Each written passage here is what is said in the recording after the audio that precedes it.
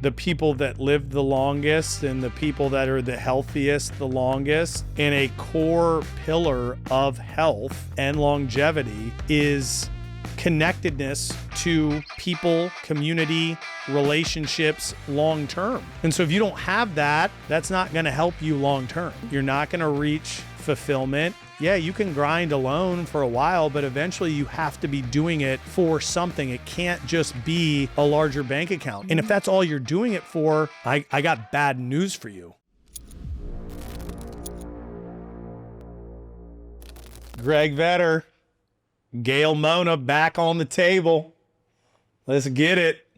A lot of things have been going around talking about men.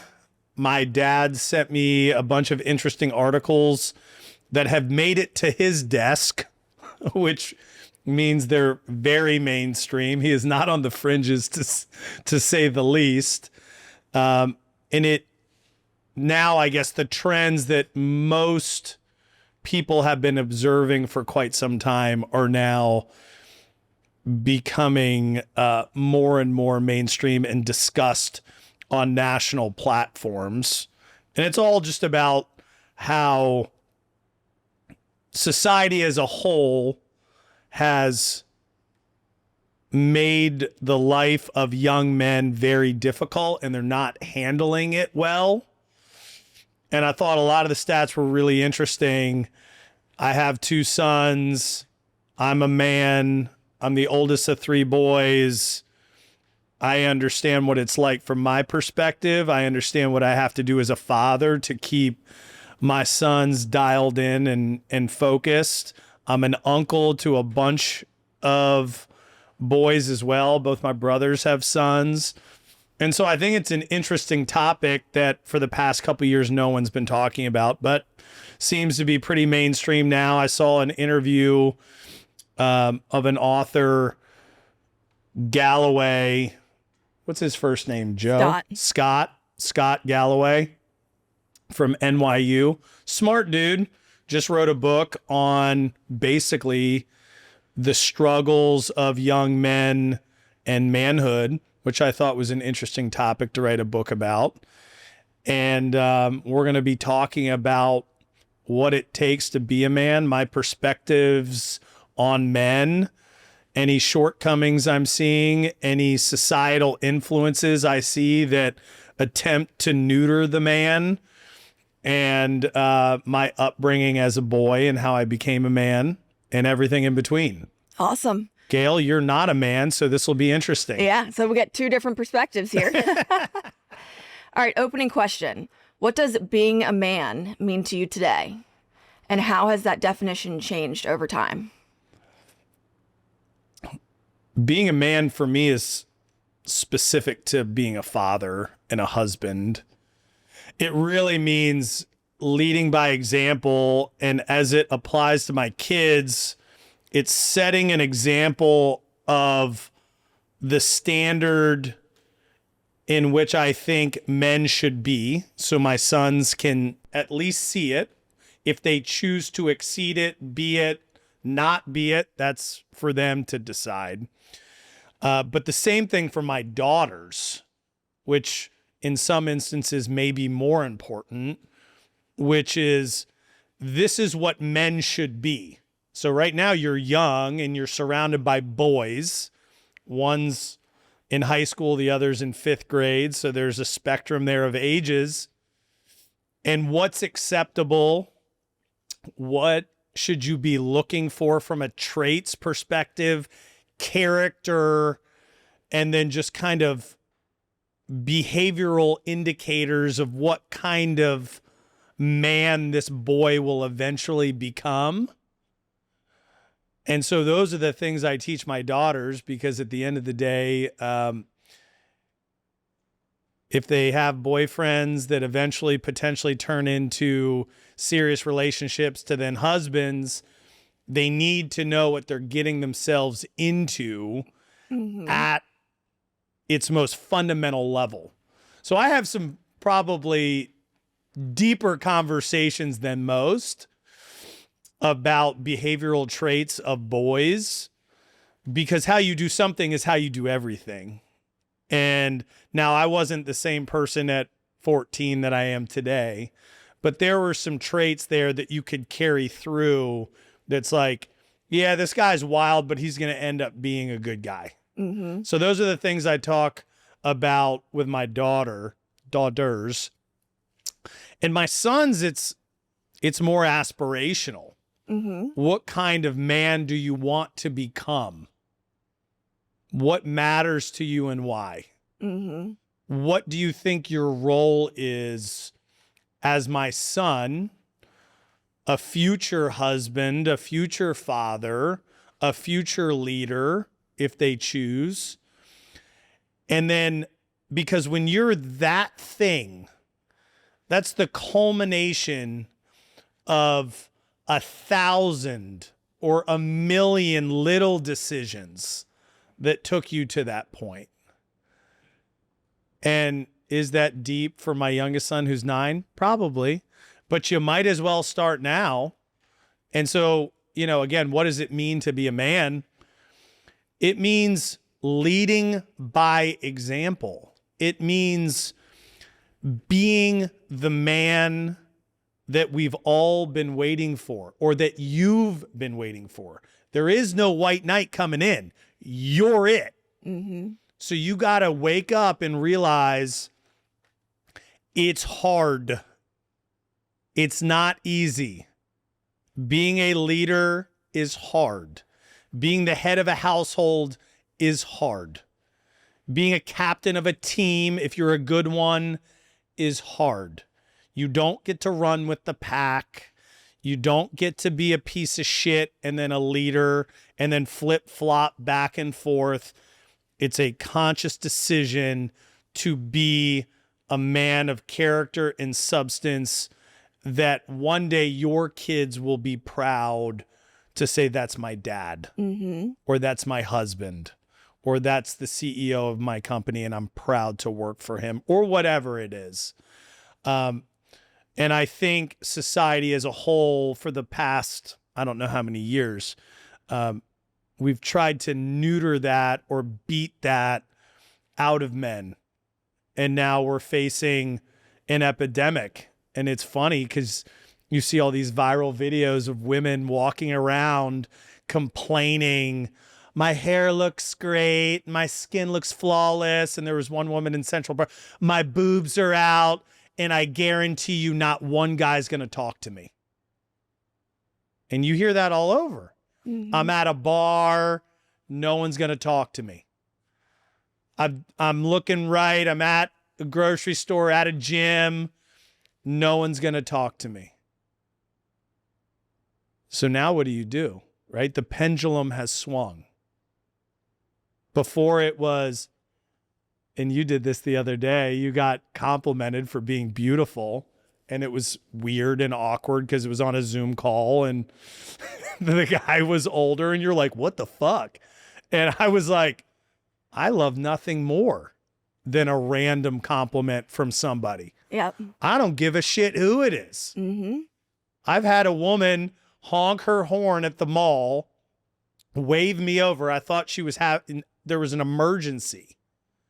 And I'm like, what's up? She goes, I just wanted to let you know how fine you are. You're like, well, thank you. I did say thank you. And I went into the mall. I was like, huh, okay. I always joked going to Annapolis High School. If everybody could compliment each other like black women compliment you, the world would be a better place. Yep. It's very true. I mean, I'll tell you. Yeah. So in your personal experience, when did you identify that moment of going from boyhood to manhood? Do you remember a specific time? There was little moments where there's a line in the sand and you got to be prepared for consequences. Yep. I remember someone once told me, people will treat you how you allow them to treat you. And, some kids that have rage problems, maybe they're used to fighting. I was always kind of forced into it, Mm-hmm. whether I was protecting my brothers or I was protecting a girlfriend or, just protecting somebody. Like, I don't go out looking for fights. Yeah. So you saw that at an early age. You saw those little experiences of, all right, got to step up here. Yeah, I can remember them. Yep. I remember probably in middle school, I went to public school and someone was coming at me full steam ahead. And I remember saying, who the fuck do you think you're talking to? Mm-hmm. And that kind of pushed the guy back like, all right, this isn't a normal situation. I don't know if I'm going to be able to bully this dude. Yep. Those little moments then got reinforced again, going to then a public high school and a public middle school. I've seen so many fights, and so much of it was about honor. Mm-hmm. And these little guys, like, they didn't care if they were going to get their asses beat. I'll never forget, like, we were in weight training class where we only played basketball, by the way. And we're in the locker room and they're trying to punk this little kid. And he stands up and he goes, who the fuck do you think you're talking to? And this dude was like, you bitch. Mm-hmm. And he's like, let's get it. And I'm looking at this fight like, this dude's about to die. And he basically did. But it was this moment of, he wasn't going down without a fight, and he was not going to set a standard where he could be punked. And most bullies will then see that moment and be like, I'm just trying to talk shit. I'm not trying to get in a fist fight every time with this dude. So most likely they moved on to another target. Mm-hmm. But that whole concept of who the fuck do you think you're talking to? And then being prepared to fight regardless of whether or not you're going to win. Those little moments set the stage of character development that then took me into a place of leadership. I was a captain of all the teams that I was on my senior year in high school, and then in college, fighting for a starting position, finding a way to be good, being a captain my senior year, so on and so forth. Those little moments of fighting for what you want and holding the line or drawing a line in the sand and saying, this is not going to be easy for you. Mm-hmm. I am willing to do what it takes to protect my dream, to protect my business, to protect my wife, to protect my kids. It's all the same mentality. How you do something's how you do everything. So you can't be a coward half the time and then expect to lead your peers. That's not a thing. It's not how it works. No. And again, a lot of people don't like that. School beats that out of you. Mm-hmm. You're not allowed to punch a bully. Now, technically, you're not allowed to bully either. Mm-hmm. But then you get in these scenarios of like, well, I didn't say that. And I remember my son, not my youngest son, but my oldest son, when he was young, used to eat like a horse. And one day there was no lunch, or his lunch was uneaten. We go, what's up? Because my stomach didn't feel good. I'm like, okay. Next day, lunch uneaten. What's up, dude? Nothing. Third day, lunch uneaten. Huh. He's in elementary school. I sit him down. I'm like, what's up? He goes, this one kid keeps making fun of my lunch. Oh. And he said, look at all your fancy, healthy food that your mommy makes you. Basically, you're a little bitch. And I go, we're not going for that. Yeah. I go, this is what you're going to do tomorrow. When he does that in front of everybody, you're going to stand up and you're going to dump your drink on his head. And then when he stands up, you are going to punch him as hard as you can in his stomach, not his face, his stomach. And then you are going to scream in his face, don't ever speak to me like that ever again. He goes, well, I'm going to go to the principal's office. I go, and I will meet you there. And we will have a discussion with the principal about this dude bullying you about your frickin' food. Mm-hmm. And he goes, well, what if I get kicked out of school? I said, fuck that school then. And he's like, damn. So I taught him how to punch. We worked on my hand. I'm like, this is how you do it. This is how you follow through. Are you prepared? He's very nervous. He's like, Dad, I don't want to go to the principal's office. I go, if you don't draw a line in the sand today, this will go on forever. He goes, okay. So I dropped him off for school and I said, if this happens today, what are you going to do? He goes, I know what to do. I said, all right. So I didn't get a phone call that day. Mm-hmm. So I waited for him after school. I go, what happened? He goes, he was making fun of me. So I got up. I dumped my drink on his head. He didn't get up. He was in total shock. And I said, don't ever mess with my lunch again. I didn't have to punch him. And I said, and I guarantee you, he will never make fun of your food ever again. And he didn't. Yeah. But we now live in a society that loves suing people. We love picking one side. One guy's the enemy, one guy's not, or they're both completely at fault or whatever. Mm-hmm. And we don't really think about long-term character development for boys into men, because school is structured for women to succeed. Straight up. That's why 70% of valedictorians today are women. 66% of college graduates are women, and men year by year are getting into college less, not being as successful. We're continuing to try and neuter these dudes. And it all, at the end of the day, is because we structure it. Sit in a chair. Don't move. Raise your hand. Be polite. Quietly study, etc., etc. Well, that's not how we're hardwired. That's not how we're hardwired. And so we reward the kind of the weakest of the men for grades. Hooray, hooray, hooray. Now, sports, magnificent outlet.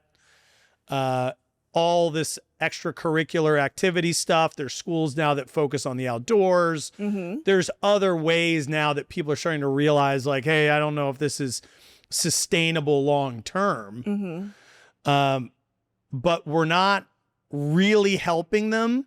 And there's not a lot of voices where young men can look at someone and go, yes. Right? All the examples are extreme, or they're vilified. Give us an example. Well, like Jordan Peterson, everybody said that he's like, an alt-right crazy person. And he had a really interesting concept of what men should be, which is like, they should be dangerous. As a man, you should have the capacity to be dangerous, but you should restrain that. Which really goes back to that concept of like, would you rather be a warrior in a garden or a gardener in the middle of a war? What would you rather be? Fucking warrior in a garden. Nobody wants to be a gardener in the middle of a fucking war. You're going to die. And so again, it goes back to like developing the skills to be the best version of yourself, whatever that is. And everybody has a superpower or a secret weapon that they have. Maybe it's humor, maybe it's intellect, maybe it's the ability to speak, maybe it's lead, maybe it's fight, maybe it's run. We got to figure out what that is. We've got to harness it, and we need to start empowering this younger generation to be the men our fathers were and our grandfathers were and our great-grandfathers were. These dudes were going and fighting in frickin' World War II at 18. That's some wild shit. Go walk around and look at an 18-year-old right now. Yeah. Go look at the sex symbols we have of young men. Timothy Chalamet. Mm-hmm. He looks like a girl. He does. He's in every fucking movie. Yeah. And like great actor. But he pulled one. He's dating pulling. Kylie Jenner, so he pulled. No one cares about Kylie Jenner. Oh my gosh. She likes feminine men. Okay. Again, great actor. Good for you. Yeah. That is not the definition of masculine attractiveness. Yeah. That is a girl boy who dresses like a fucking fool. Again, I'm not a hater to him. Mad props to you, my guy. You have a gift for acting. Wonderful. Proud of you. Dune 1 and 2. Sick. Yep. But he's a little guy. Mm-hmm. He's a weakling. Like we don't have, where's like the Tom Sellecks of the world? Yeah. That dude was a fucking boss. Right? So do you think this is a generational issue? The Cultural? only thing, yeah, I mean, I think part of the younger generation, I'm 42, born in 1983. So my kids are going to be fine. Mm-hmm. But I think there's a large chunk of boys, regardless of age, that are never actually going to be men. Mm-hmm. Like the stats you were reading, like they're not having sex. Yep. I mean, American Pie was one of the #1 movies when I was in high school. That dude was fucking an apple pie. And then that eventually led him to get women. Like these dudes are sitting in their dorm rooms or their parents' basements with pocket pussies and 3D porn, and they don't need to go to a bar and talk to a woman. And it's not okay. Mm-hmm. It's crazy, actually. So living with parents into the late 20s and 30s, that's common nowadays for men. It's insane.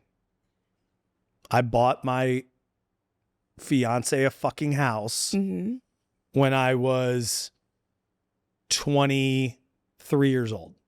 Wow. I could barely afford it. Mm-hmm.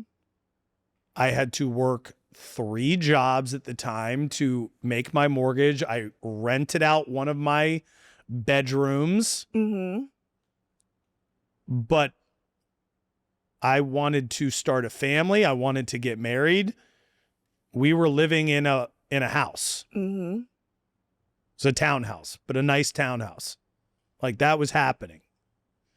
And so I think this comes back to risk taking, but also purpose.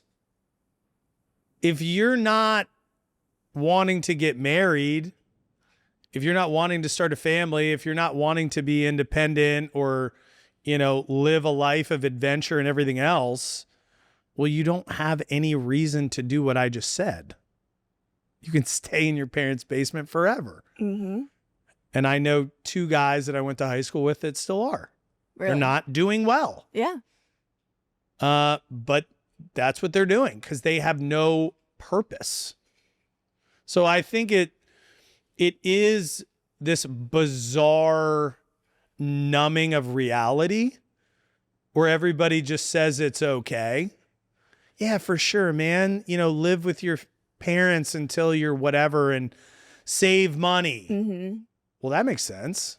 I like money. I want to save money. But then if that's the only thing that you're doing and you're not in the world trying to make something of yourself and stand on your own 2 feet and everything else, When are you ever going to learn? when are you ever going to learn? You only learn by doing. Now, I personally only learn by failing, getting up, doing it again, and then doing it correctly. But also, if we live in this made up social media world where we have to be on private jets all the time and be making And this post much this, money yeah. and I'm a founder of this and a CEO of that and all this bullshit, For some, yeah, they're going to pretend. For others, it's too overwhelming to even live that lie. Like, get back to learning a fucking trade. Like, no one, I love the concept of Mike Rowe and dirty jobs. We own a Porta-John business, obviously, so that's the dirtiest job you could probably be in. There's a lot of money in it. Makes a couple $1,000,000. It's not hard. But what, people don't want to be known as, the crapper king or whatever the fuck? The turd wrangler? The turd wrangler? I mean, people don't want to be plumbers. People don't want to be electricians. People don't want to build homes. They're too good for that shit. That's crazy talk to me. I mean, the fact that we don't have shop class anymore in school, in middle school, like we had shop class. And then you also had an option, which I think they may still have one, but they had like Votech. If you didn't want to go to college, we had a different high school in this area where you could learn how to be an auto mechanic, where you could learn how to be a plumber. You got to do that in high school. That was a part of a curriculum. Like, you could opt in for that. I don't know if that's still a thing. I know that shop class isn't happening anymore in middle school. Yeah, no. No one knows how to build shit. And again, there is such a high level of intelligence required to build something. I don't care what it is, to fix something. It's unbelievably difficult. And very intellectual people have written books on this. It takes a different level of brain power and patience. But the most interesting part of it all is, like, you get such a different level of pride of work when you complete something or you fix something yourself. Because it's kind of rare now, right? Where there's a massive shortage. I think the government just posted a statistic on requirements for not manual, but blue collar jobs in the future. It's like welders, electricians, plumbers. There's a massive shortage. Massive. Can you name one person that is younger that is training to be a welder? No. And that's what I was going to say. So I used to work in the construction industry, and I remember that was a big issue, is that there's a shortage of people going to these trade schools. But what people don't realize these days is you go to high school, you graduate, you join the union or go to trade school, you can come out making more money than getting your college degree. I know. Being in debt. Like, I mean, it's really crazy. But everybody looks down on it. Yep. Because you don't have your college degree. Right. You're not an investment banker. You're not in AI. You're not in this bullshit. You're not in that. And it's like, we have a negative opinion on everything. We have a negative opinion on masculinity, what it can be, what it can't be, what it should be, what it shouldn't be. We have a negative opinion on work. Well, I only want to do this and I don't want to do that and I don't want to show up and I don't want to do this. We have a negative opinion on student debt. Well, I should be able to do this and I shouldn't have to be able to be in debt. And you can't have your cake and eat it too. Choose a fucking path. Go. Deal with the consequences. Be confident in your actions and work it until that journey is over. And just grind your ass off. Grind your ass off. I mean, some of the wealthiest people I know run large blue collar job operations. Do that. Yep. What are we afraid of? And again, they're wonderful people. They're the people you want to probably spend time with versus the current society that's like fucking crying about every single little thing. They looked at me wrong. They said something to me with the wrong tone. They did this wrong. I don't like their tone there. They don't. Shut the fuck up. Like, this is not how great things are built. They're not built by weak people. Mm-hmm.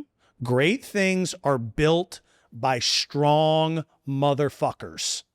Straight up. Everybody needs to like everybody.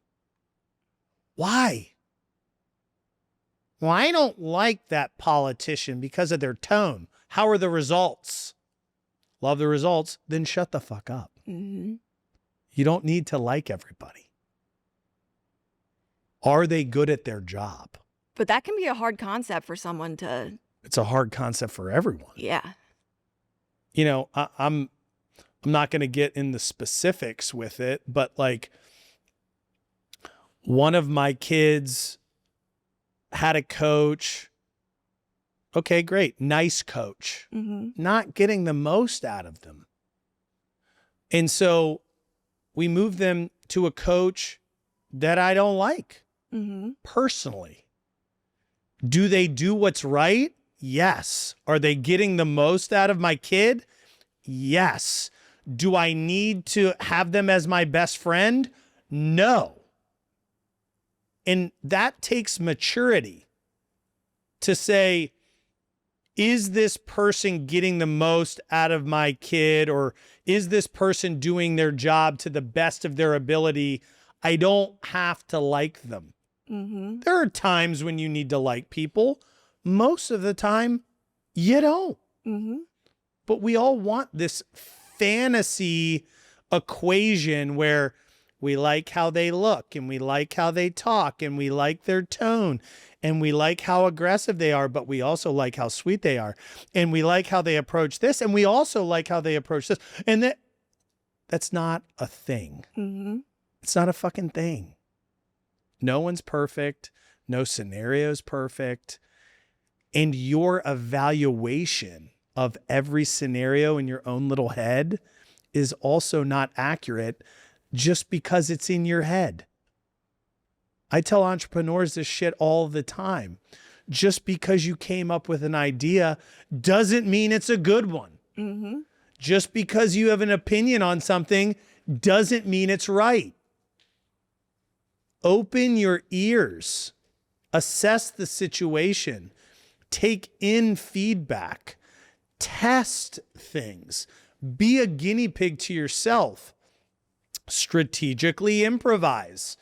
And then you'll start becoming the person you actually want to be. And most likely, you will exceed your own expectations. Mm-hmm. And we need to get back to that shit. How do we get back to that? Starts in the home. Uh-huh. Starts with parents not being lazy. Mm-hmm. Starts with common sense. If you're letting an iPad babysit your kids, they're most likely going to be a weak idiot. Straight up. All the data's out. Mm-hmm. If you're not pushing your kids to reach their full potential, don't complain when they don't get it.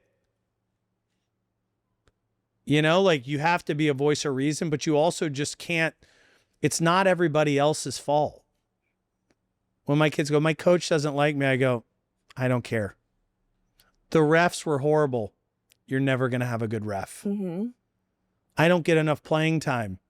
Do you work hard enough? Are you putting in the work?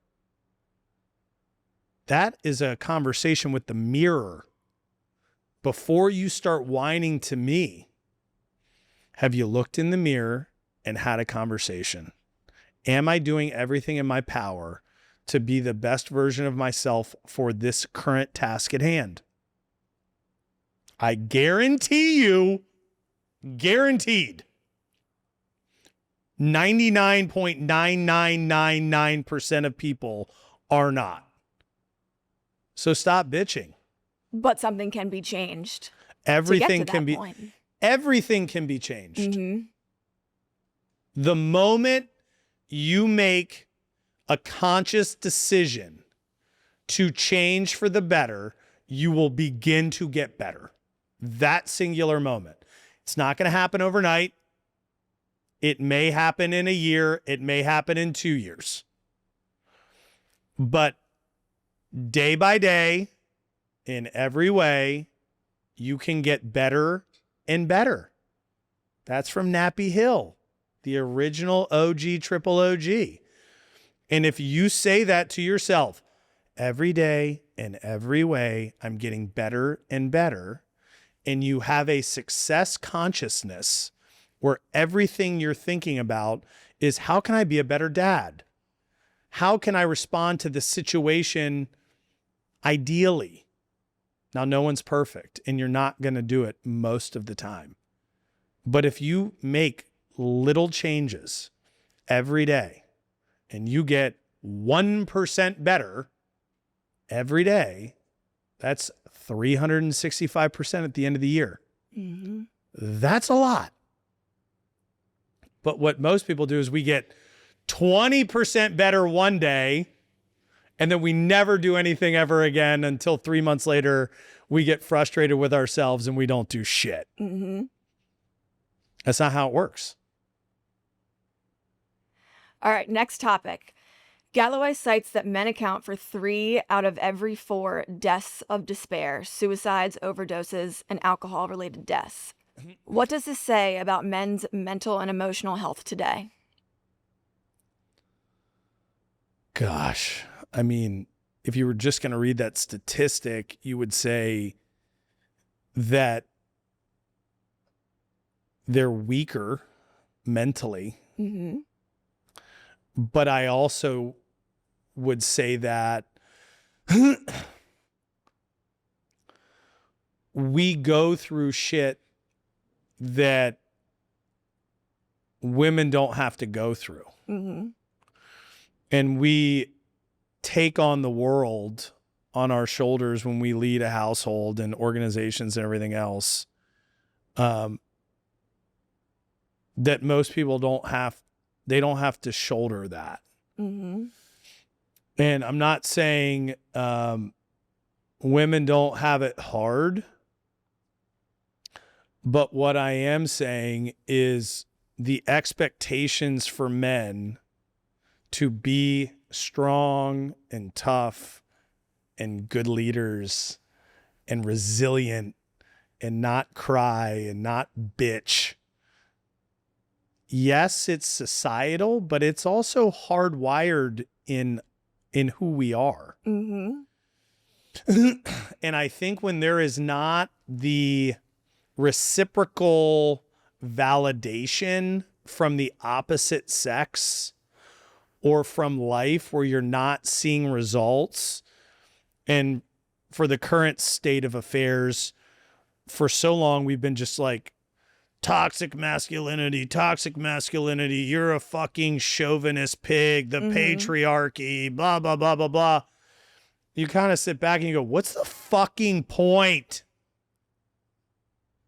What is the point?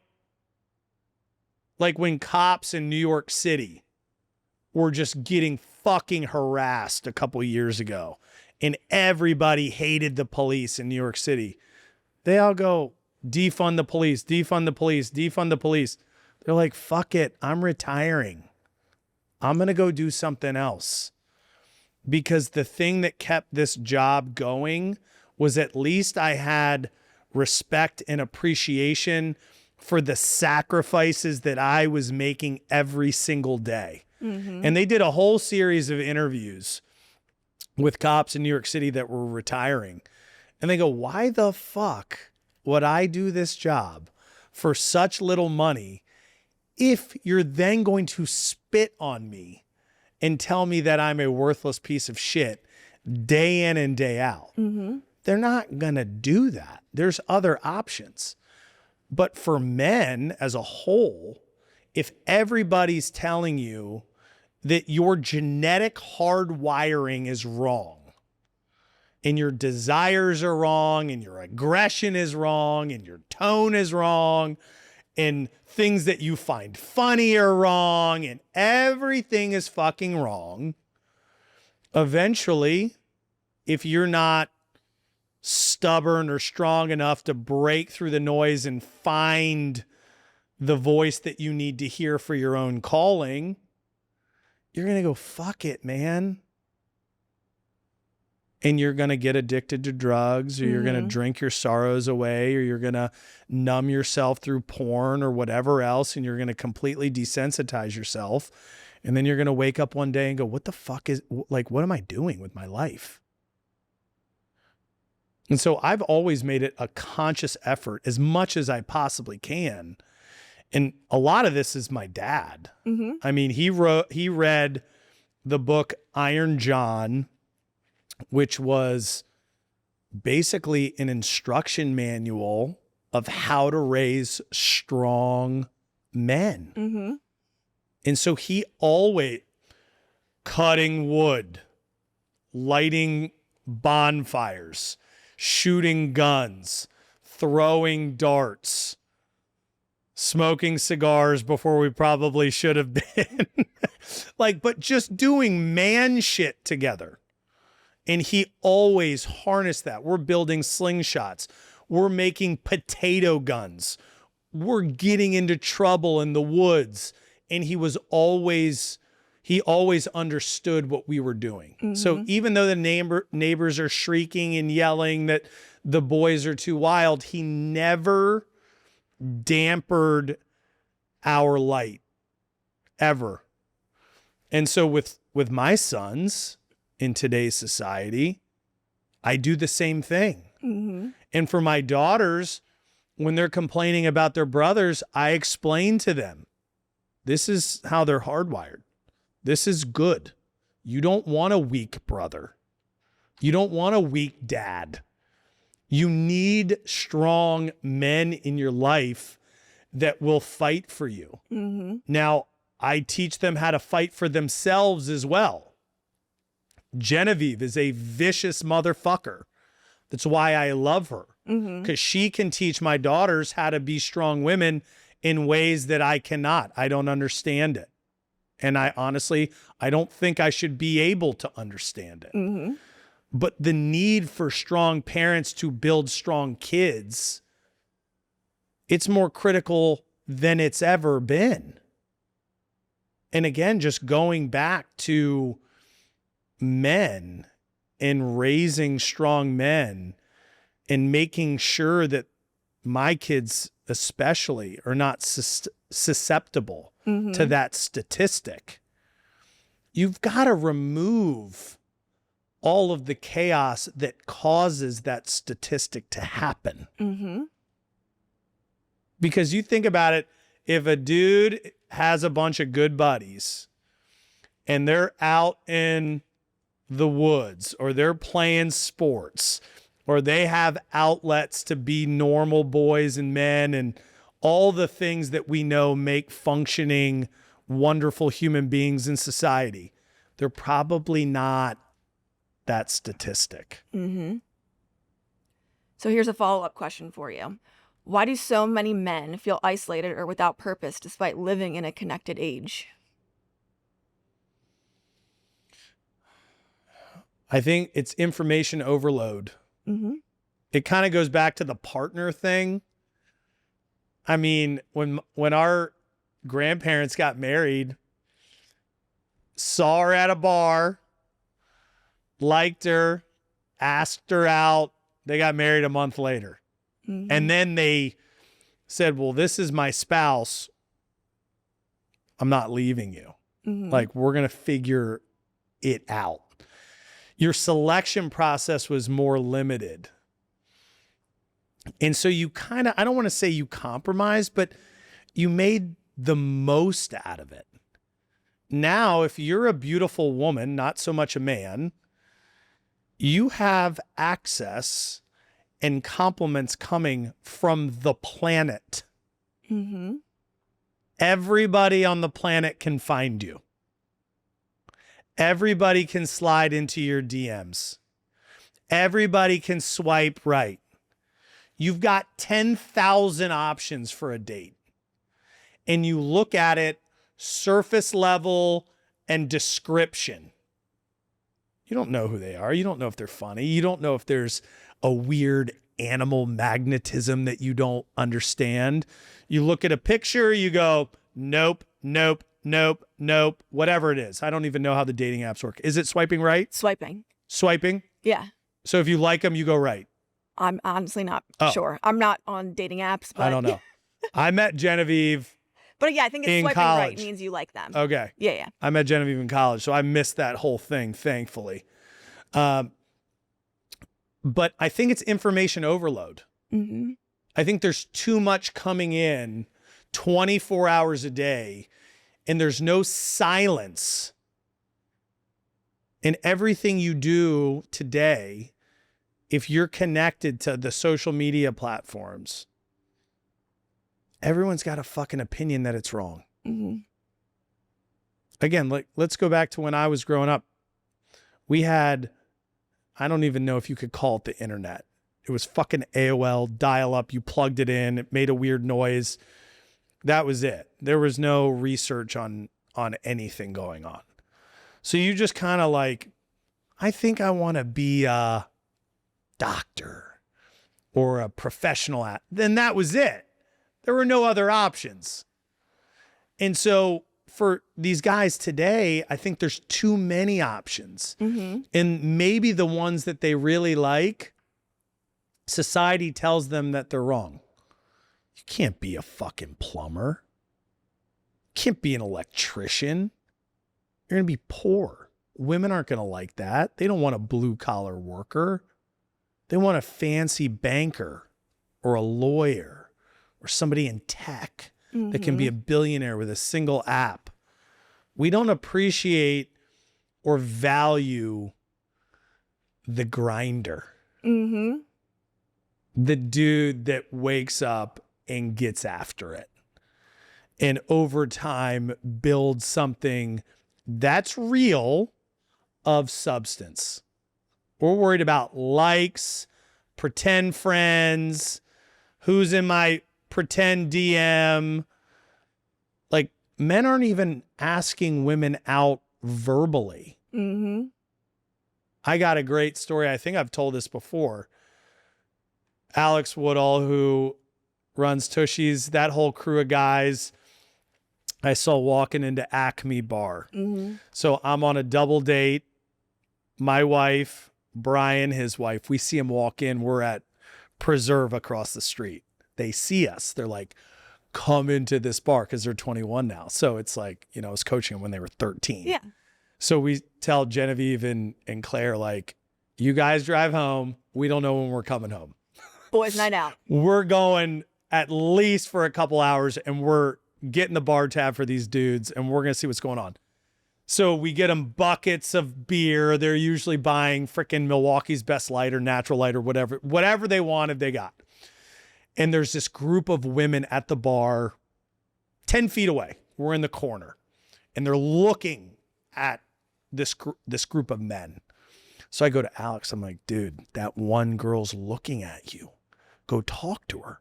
You guys got an open bar tab. You don't have to worry. He goes, nah, man, we don't do that. I go, what do you mean you don't do that? He goes, you don't talk to girls at the bar. You like figure out who they are, look them up on whatever, slide into their DM. I'm like, she's right there. So all these dudes are like, nah, man, that's not how you do it anymore. I go, watch and learn. So I walk up, I go, ladies, how are you? And they're like, we're great. I'm like, I'm paying for these guys' bar tab tonight. Anything you guys want is on them. Do you find them handsome? They're like, we do. And I'm like, you should come over and, the night's on me. Yeah. Do you think they got up? Yes. Yes. Do you think they walked over? Yes. These dudes were in shock. Alex was like, holy shit, man, that's not how it's fucking done. I'm like, that is how it's done. Mm-hmm. Rather than going home, looking her up on Instagram. She's right there. Hey, saw you at the bar. Yeah, no, she's right fucking there. There she is. We're going to go ask her. Worst case scenario, and I do this with life all the time. What's the worst that that's going to happen? She's going to tell me to go fuck myself. Rejection. Yeah. Who cares? People are scared of rejection. Yeah. And just always have like a nice little quick quit back at them so that you don't feel like a total bitch. Fuck you then. But yeah, it was the most bizarre thing I've ever experienced in my life. So how can that change? These conversations, one, mentorship of younger men, two, right? Like we try and mentor young CEOs and everything else, but like there probably needs to be something bigger where you're getting people in that they're not CEOs yet. They're not this yet. You know, they're in this kind of developmental phase. And I think partly I've been doing that with the book tour because we're at colleges and universities and I make myself available to talk to anybody about anything. But it's going to take men my age and older to make a conscious effort to get in the streets and talk to people. YouTube's great because it can get to as many people as, you know, that views it. There's nothing better than physically being able to talk to a person face to face, because there is an energy that is missing right now. Like men, and again, like men generally, like we kind of weigh each other out, right? I am like, can I take this dude? Is he bigger than me? Is he stronger than me? Should he be a mentor? Should he not? We don't know that on YouTube.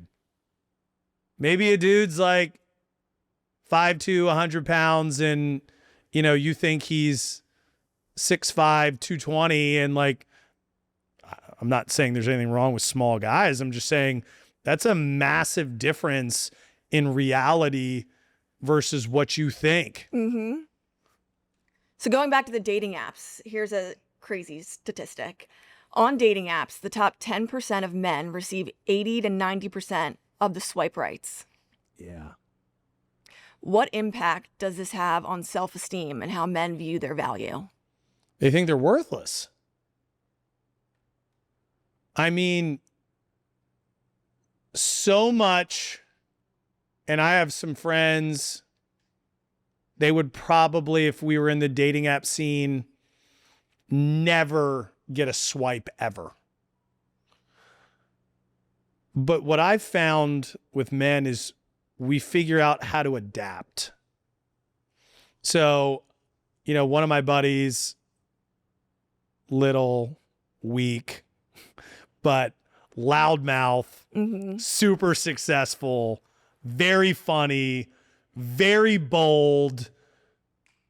And he won multiple women over. He's now married and has kids and everything else. But if you saw a picture of that guy, you're never swiping for that dude. And that's the stuff that you don't understand. That energy is a fucking currency. That is how shit gets done in the world. It's not about appearance. It is about connection. And then does that energy translate long-term into a successful life? That's the shit you need to be focused on. Not if they've got an unbelievable jawline and fucking blue eyes. Okay. What if you meet them and they're weak? And they get panic attacks every time they're in public and they can't do anything. Like, and there's like some 7 there that is like the hardest worker that's ever lived and is going to end up being unbelievably successful. Well, all of those women that missed out on that, they're going to miss out on him too eventually, because then he's going to be in his 40s. They're also going to be in their 40s without anybody. And now he is interested not in them, but in this younger crew. So you're going to get a giant swath of people that are just going to be alone. And statistically, that's what you're seeing. And I had a friend that was like that. And I was trying to counsel her because she was like, well, I can't find a boyfriend. I go, you find a fucking problem with every dude you meet. Mm-hmm. Well, he's too religious, or he's conservative, or he's not rich enough, or he's this, or he's that. It's like, you're running out of time. So from loneliness to connection, how do relationships and intimacy fit into the modern male experience? I don't know anything about the modern male experience, to be honest with you.